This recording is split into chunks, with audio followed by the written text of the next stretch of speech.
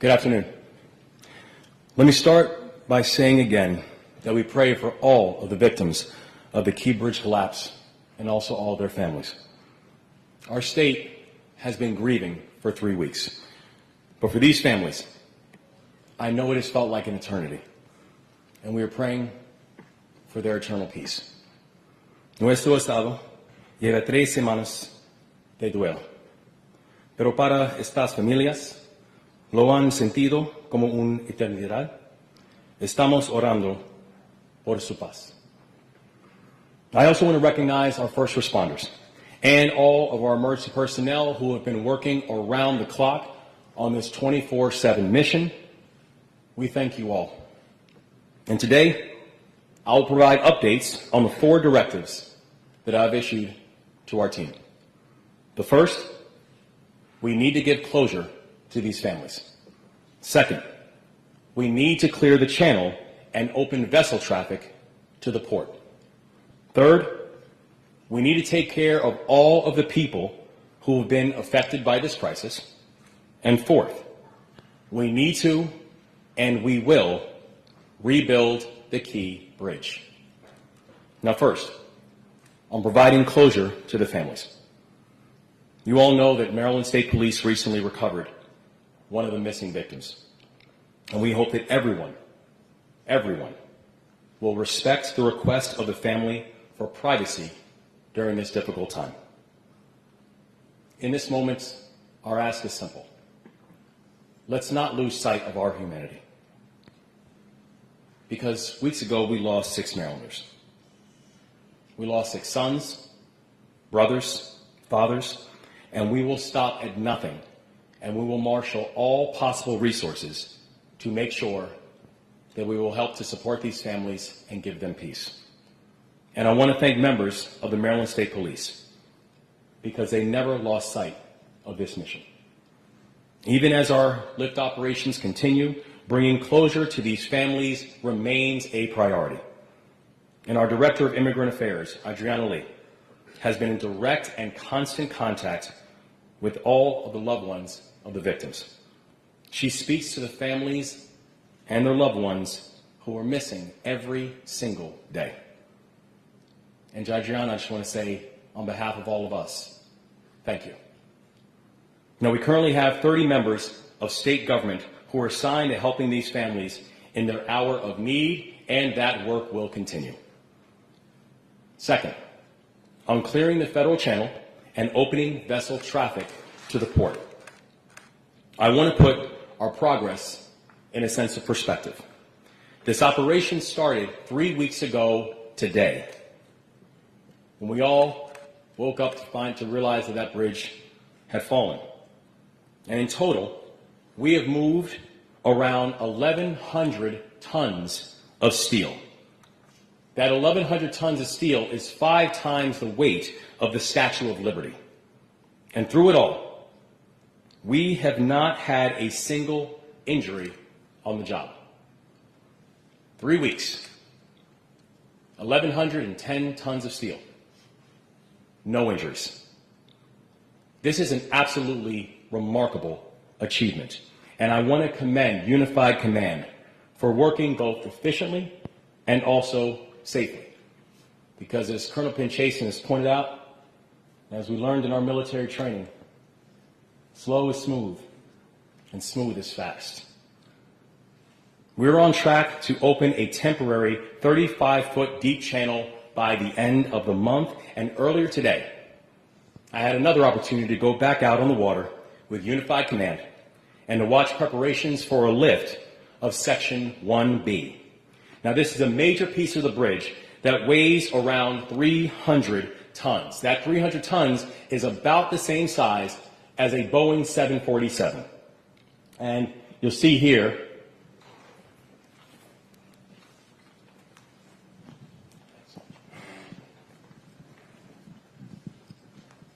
so you see here, this is the piece that we're working on removing. And when you look at the size and the enormity of what it is in terms of the operation, you see it's imperative for us to be able to accomplish the larger mission that by the end of this month having that 35-foot channel open, and then by the end of May being able to have the full channel open. This here is actually one of the pieces that was blocking one of the core arteries that we have for it. If we can go on to the next slide, one of the amazing things is that this is the crane here that's doing the pull operation. That in order to prepare, you had to have personnel, and just for an understanding, we have over 370 people who are working on this operation. That's Unified Command. And if you look at the amount of assets that we now have in the water, currently as we speak, there are over 80 assets that we have in the water. That includes boats, cranes, the barges, etc. One of the assets is this right here. And this crane, which took days of preparation in order to prepare for that lift, you now see here the mass that got pulled out of the water. What's really important to remember about that is this. What you saw before, the majority of it was actually underwater. You still couldn't even see above water how large this piece of steel was. That shows the measure of complexity of this large operation, and frankly, one of the main reasons why when we look at what Unified Command has pulled off and continues to execute, why this continues to be such a remarkable operation. This type of and this kind of complexity is unprecedented. And seeing the professionalism in the way that this team has moved has been absolutely extraordinary.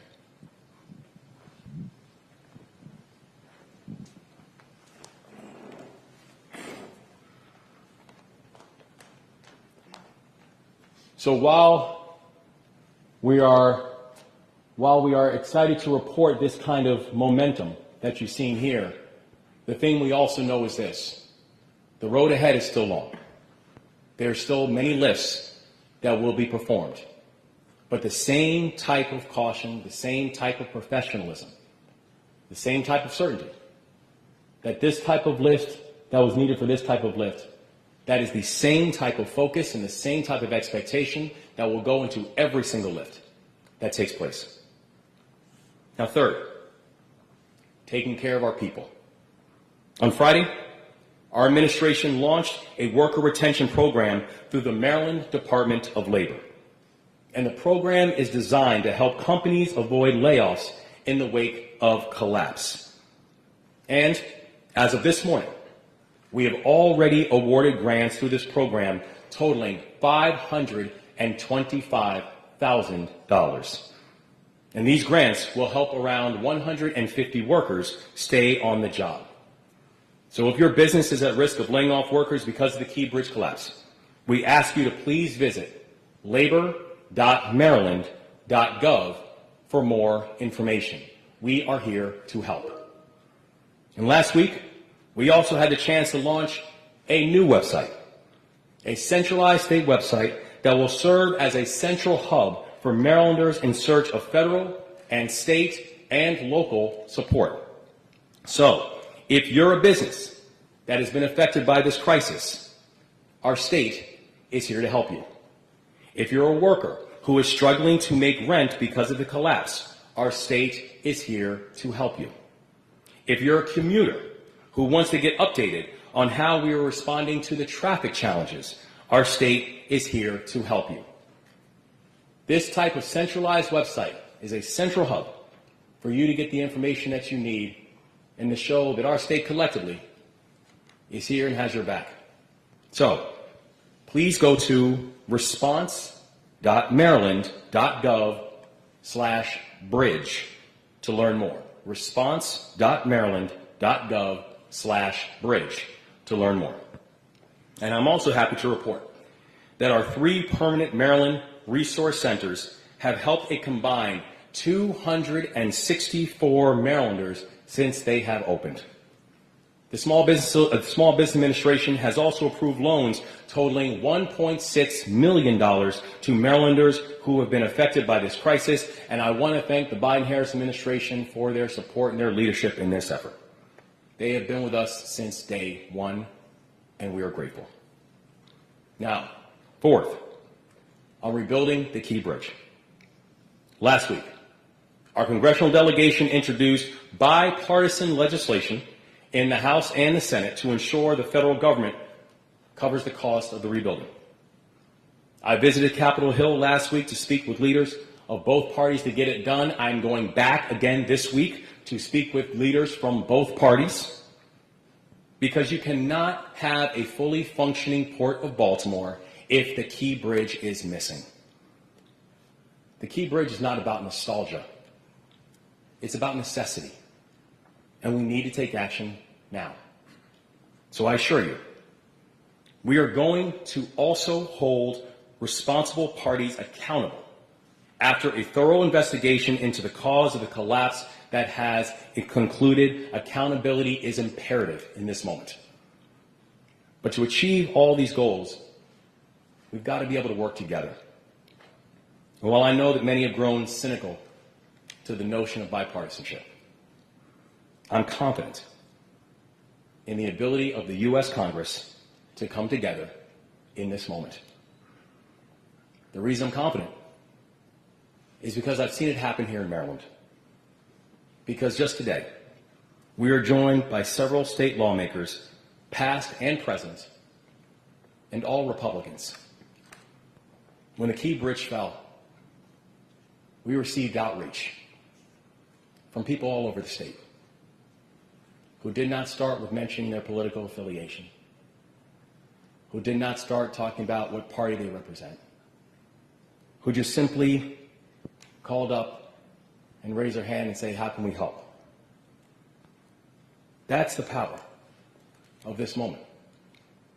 They just simply said, how can we support and how can we serve? This is not a Republican crisis. This is not a Democratic crisis. This isn't only a Maryland crisis. This is a national crisis. And the solutions that we come to, they will not be partisan solutions. So just days ago, I signed the Port Act into law. That legislation is going to help people and businesses that have been affected by the collapse, and it is not lost on me that the Port Act was led by both Democrats and Republicans, and I'm honored to have one of the sponsors and the leaders of that bill here today, Senator Salem, who sponsored legislation. Thank you. And Senator Salem is a lifelong Republican, as he reminds me all the time. I'm grateful for your leadership, my friend. I want to thank you and thank all your colleagues.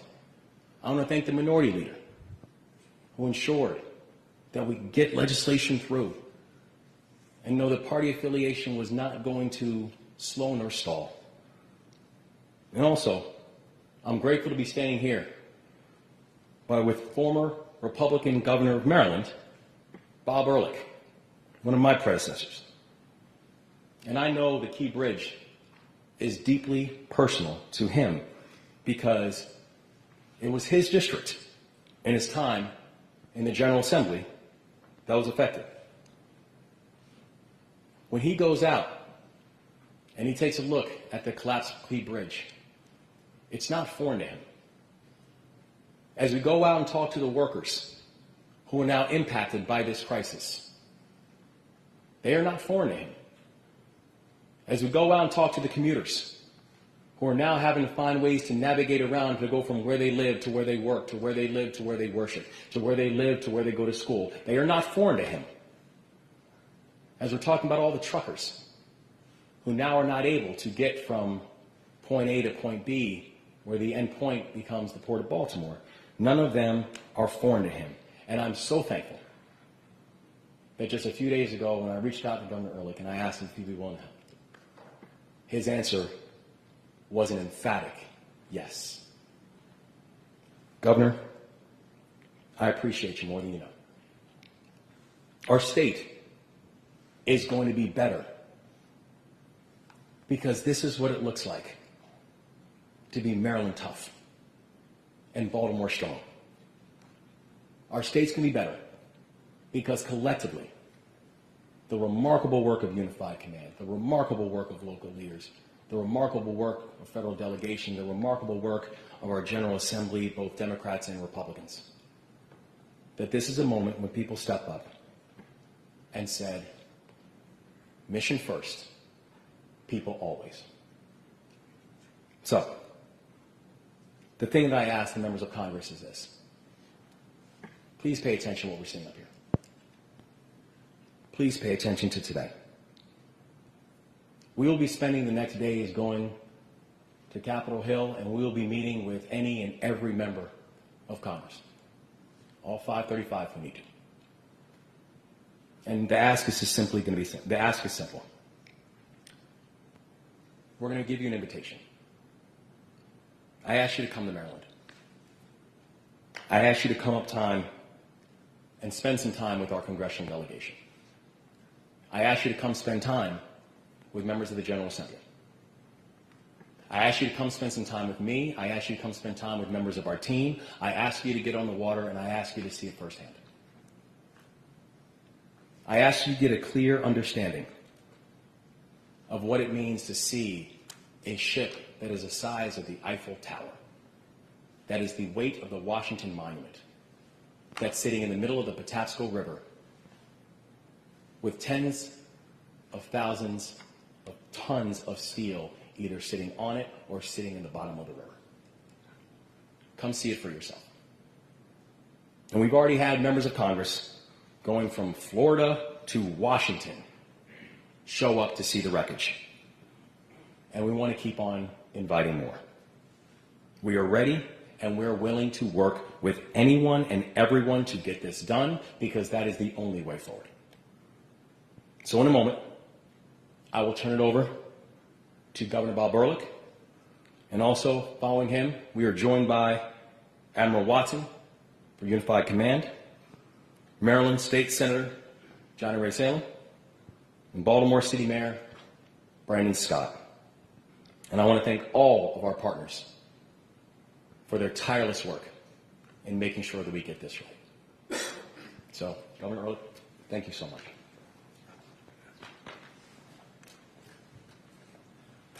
Well, first things first, I appreciate the outreach from the Gov here. Thanks for the briefing. Thanks for the leadership. Thanks for your compassion. Thanks for everything. I bring a bulletin from Congressman Harris as well, who could not be here today. He sends his regards, regrets, and tells me, as he's told you privately, he's with the program, big time. So I'm going to be very brief. I suspect I'm here not just as a former governor, but as a former member who represented Dundalk, a place I love. Dundalk 4th of July parade. Doesn't get better. Doesn't get better.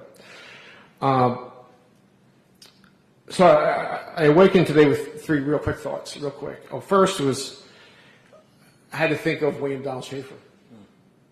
I had to think of Governor Schaefer today, because I guarantee you he's up there looking down at us with a clenched fist telling us to get it done, to you and to me and to all of us, everyone, just get it done. The person who woke up every day thinking about people first and serving people, which is really the bottom line to this profession. The second person I thought of was, who else? Helen Delis Bentley, who's also shaking a fist at us and probably saying some other words that we know well. How interesting that we were able to, with the support of folks in this room, especially you as well, getting that port renamed for her during this time. And her admonition to us is, take care of my people, take care of my port. Again, exactly the same. One Democrat, one Republican with the same message. Take care of us, take care of Maryland. And then the third thought real quickly was Team Maryland. And it's not a cliche, and the governor is absolutely correct. People are very cynical for good reason these days about politics. We get it. But the Team Maryland thing is not stuff you hear. It's real. And I lived it as a member of the House of Delegates, but I really lived it as a member of the House of Representatives and as governor. Because when things were tough, Maryland came together. BRAC, the base closing initiative, every state had to come together. Republicans, Democrats came together in Maryland, and it worked out pretty well for our state. It sure did. And then, obviously, natural disasters, hurricanes and floods. Team Maryland came together always. What can we do? How can we help? Who do we need to talk to? And, of course, this is a man-made disaster. So Everybody here understands the impact of this tragedy, and I've seen very little cynicism out there, and I hope there's none. Skeptical, fine. We have to produce, we know that, as state. But we have excellent people here, excellent professionals. I want to join your message in that regard as well, and thanking everybody who wears a uniform, who protects us, saves lives. Thank you from the bottom of our hearts. We understand the impact of this tragedy with respect to the loss of lives, with respect to the loss of business, with respect to the loss of income, and really the challenge to our identity. Our identity is our port. We're a port city. So I can assure everyone, both sides of the aisle, Republican, Democrat, doesn't matter. We're working together to get Team Maryland back up and running as quickly as possible. And I appreciate your attention here today. Thanks, Doug.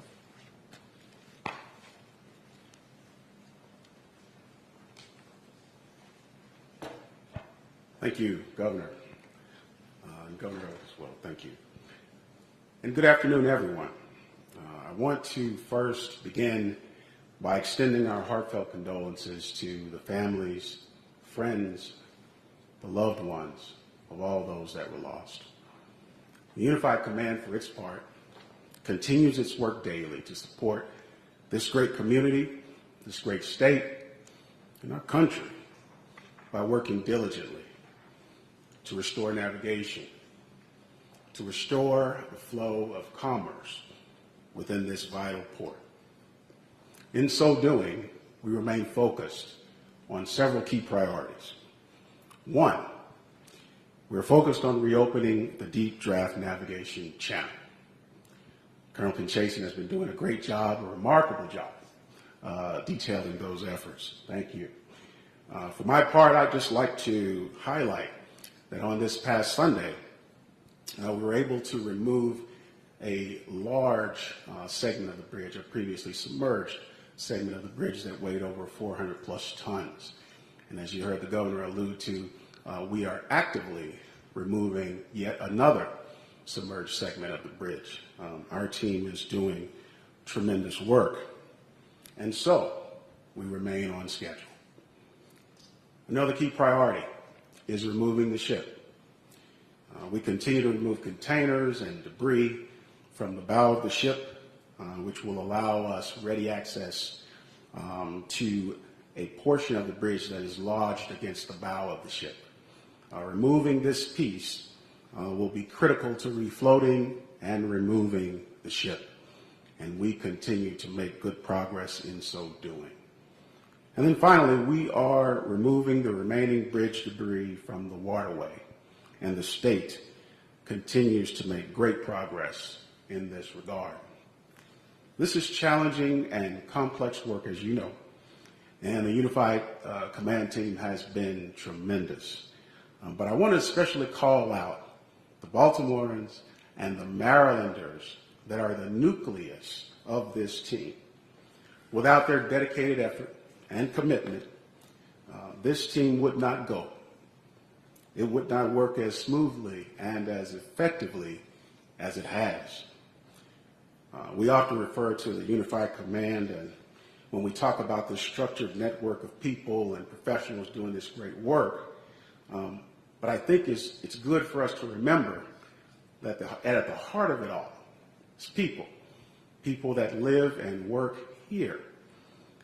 And we are particularly proud to be a part of this team, and we are particularly proud to be working with these folks that live and work here who are vested in the team's success, particularly vested. So we just want to say thanks to the city of Baltimore, to the state of Maryland and its leadership for the continued and outstanding teamwork. We're going to keep focused on getting the job done. Thank you.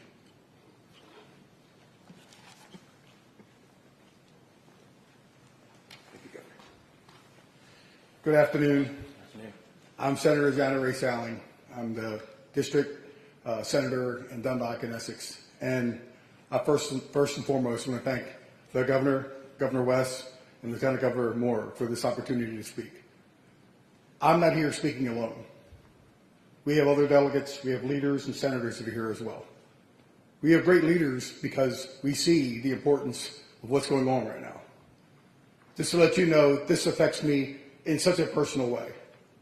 I worked at Bethlehem Steel for 26 years as a steel worker. I have family that work at the Port of Baltimore. I have other friends that I know that I've known for a very long time. And it's affected them greatly. But at the same time, we've lost lives, as the governor and others had said. And our prayers are with them and their families. I've had a brief opportunity just to speak with them, with the interpreter, and I thank that opportunity.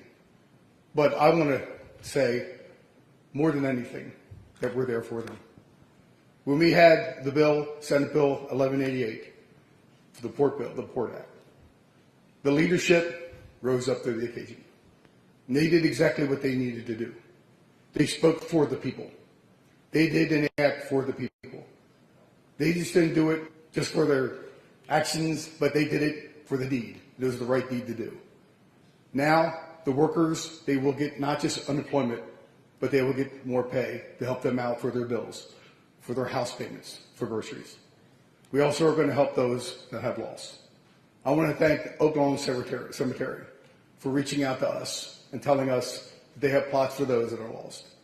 I also want to talk about those nonprofits that are out there that are helping out as well. They have been a blessing. I want to thank them as well. But I just want everybody to realize one thing. This just doesn't affect just Baltimore or Dundalk in my area or Maryland. It affects Chicago. It affects Detroit. It affects Florida and other states. This is a central location of the deep port that a lot of places wish they had. But we have something great here. And we haven't lost sight. I just want you to know, we are here as leaders, but working with a Democratic governor and a Republican senator and Republican leaders. And we're here for one reason. We're here for you people. So we pray for you. We are here for you. Whatever we can do, we have a number in Annapolis. We want you to call your leaders there. We are stepping up, and we are going to do all we can. My prayer is that God will bless you and keep you safe, and give you exactly what you need. So thank you so much for this opportunity, Governor, and God bless you. Thank you, sir. Now we'll have the mayor. Thank you.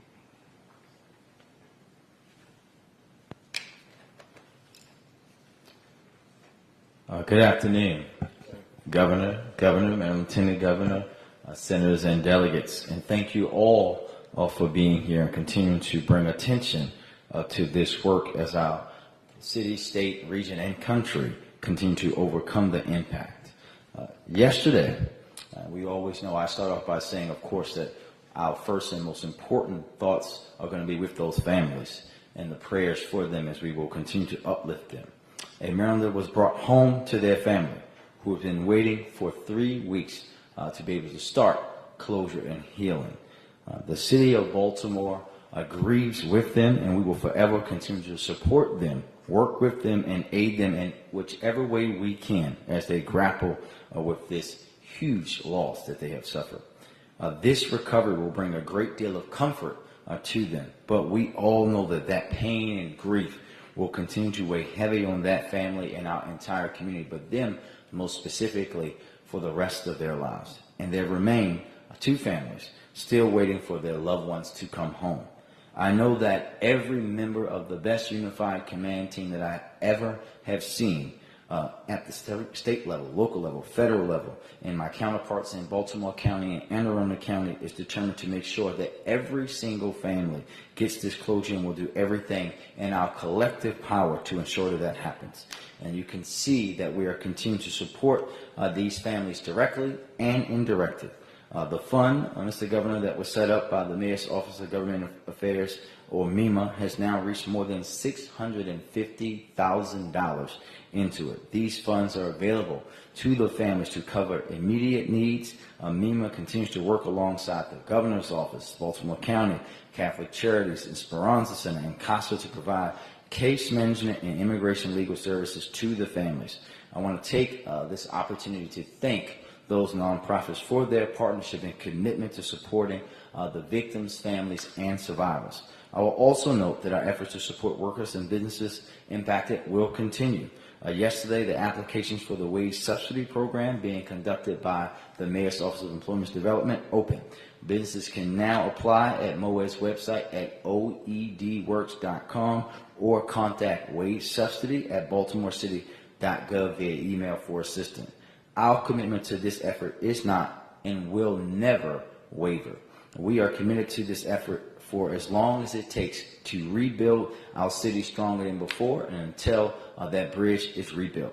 We will continue to be resilient, and I want to thank every single person, business, nonprofit, and partner across the city and the state and the country who has helped and remains committed to helping doing this work. I also want to continue to thank the partners and the leader of Unified Command and Governor Moore, our fabulous congressional delegation, and all of our counterparts in local government. And I think I would be remiss if I didn't say that you hear me say all of our counterparts, not our Democratic counterparts, not our independent counterparts, not just our Republican counterparts, all of us, because a tragedy of this magnitude never was and never will be, as long as there's breath in our bodies, to be about party politics. This is about the lives lost, the impact that is being had to Baltimore, to Maryland, to this country, to the world. And we all have a duty to work together to make sure that we rebuild Baltimore back better and stronger. Thank you very much, Mr. Governor.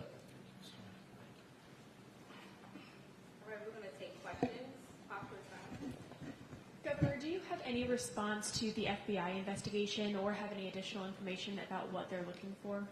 No, the FBI is conducting in independent law enforcement activity right now. We were in close touch with them prior in terms of the notification that they would be boarding the vessel. We are going to be working in full partnership, and we'll provide them any assets or supports that they need during the investigation. But we also know it is an independent law enforcement case at this point. Any other questions? I do, yes. Okay, one more. Okay. And then as far as the containers, how many have been lifted off and how many more do you have to go? So we now have 40 containers that have been lifted off. We know right now that there are still more to go, but part of the question becomes the weighing of the vessel. As we are continuing the operation, part of the reason for the lifting of the containers off of the vessel is because it's for the eventual refloating that will take place. And so right now, while we have 40 of the containers that have been removed from the vessel, we know that the operation of continuing to analyze and then continue to reanalyze where we are will continue until we have the vessel refloated. Any more questions? Paul? Paul Gessler with CBS Baltimore.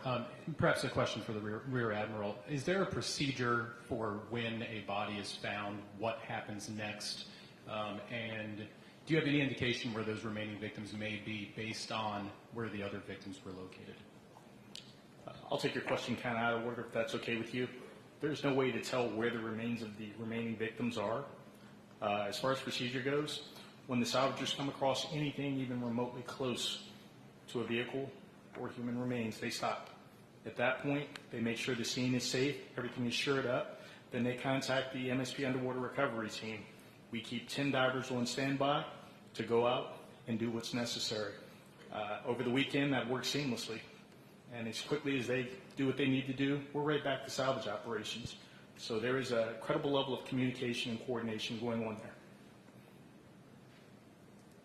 Any more questions from the room? One more. This might be a question for Mayor Brandon Scott, but for the money that has been raised for the families, have those families begun receiving that money yet? And if so, in what way? So I think I'll just say that the families know how they can receive those funds and what they can receive those funds for. But as we said earlier, what I think we have to avoid is talking about exactly how the families are receiving those funds and what they're doing it for at this time. We want them to be able to pull down those funds and do what the things that they may need to do, which may be anything from food that they need to eat, bills they need to pay, funeral costs. But we have to be respectful of their privacy and allow them to do that. But we'll make sure, and there'll be accounting measures to make sure that every dollar that's going exactly to the people who it's supposed to go to, and that's them. I'll take one final question if anyone has it. WMAR? Maybe I missed this, but you said 40 containers have been lifted. How many are left Well, there were 4,000 containers that were on the Dolly when the Dolly began its initial embarkment. But there won't be a need to remove every single container before refloating the vessel. The whole point of removing of the containers now, and again, the containers when they're empty can range from upwards of 1.5 to 2 tons each container, and the Dolly had 4,000 of them on it. So there will be no need to remove every single container from the Dolly. The point is removing enough that as we remove the truss from the Dolly, and that you can have a refloating of the vessel, that you can then do that safely. All right, there's no more questions. We are done. Thank you all so much. Thank you. Thank you. Thanks all.